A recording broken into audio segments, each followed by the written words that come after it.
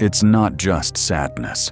It's waking up every morning feeling like you're carrying invisible weight. It's smiling when you're breaking inside, laughing when you don't even remember what joy feels like. Depression isn't about being weak. It's about fighting battles no one else can see. And the real truth is, it's not just in your head. Psychology and neuroscience reveal that depression changes the very way your brain thinks, feels, and even sees the world. Most people mistake depression for sadness, but sadness is temporary. Depression is a system malfunction. Psychology defines it as a persistent state of low mood, hopelessness, and loss of interest that lasts for weeks or months.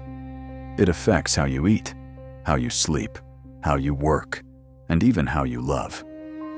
It's not about being lazy or dramatic. It's about your brain's chemistry losing balance. In the brain, 3 key chemicals, serotonin, dopamine, and norepinephrine, are responsible for mood, motivation, and energy. When their levels drop, your ability to feel pleasure fades. Things that once made you happy now feel empty. You don't just lose joy, you lose the desire to seek it. That's why psychologists call depression a silent rewiring. It changes not just how you feel, but how your brain reacts to life itself. Depression isn't born overnight. It grows quietly, through overthinking, emotional pain, chronic stress, loss, or trauma. Every time your mind faces something you can't fully process, it buries it. And when those buried emotions pile up, the mind shuts down to protect itself. That shutdown is what we feel as emotional numbness. Psychologists call this the cognitive triad of depression, a pattern of negative thoughts about yourself, your world, and your future. You start believing, I'm not enough. The world doesn't care. Nothing will ever get better. And the worst part, you start believing those thoughts are true. Social isolation makes it worse. The human brain thrives on connection. But in depression, the same brain that craves love begins to fear it. You push people away, not because you don't care, but because you feel like a burden. That's the cruel paradox of depression. You need others the most when you feel least deserving of them. Scientists have found that depression literally reshapes your brain. The hippocampus, which controls memory and learning, shrinks in size. The prefrontal cortex, responsible for decision-making and focus, becomes less active. And the amygdala, the brain's fear center, becomes overactive, keeping you in constant fight-or-flight mode, even when there's no danger. That's why people with depression often describe their mind as foggy. Time slows down. Emotions become heavy. You lose interest in the world because your brain is stuck in survival mode. It's not that you don't care, it's that your brain is too tired to care. But here's the most beautiful part. The brain is plastic. It can heal, rewire, and rebuild itself.